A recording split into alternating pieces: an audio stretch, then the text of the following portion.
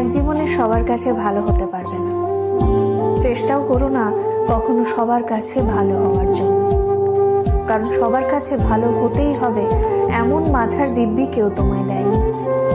আর তুমি বেঁচে আছো তোমার নিজস্বতায়। সেখানে তোমায় কে ভাবলো, কে খারাপ ভাবলো, তাতে কিচ্ছু এসে যায় না। দিন শেষে নিজের জন্য নিজেকেই থাকতে হয়, অন্য কেউ তোমার জন্য থাকে না, থাকেনি কখনো আর থাকবেও না। কারোর কাছে তুমি ভালো, ভীষণ ভালো, আবার সেই তুমি কারোর কাছে খুব খারাপ, জঘন্য একজন মানুষ। সেটা কেমন করে হয়? প্রশ্নটা মনের মধ্যে আসতেই পারে।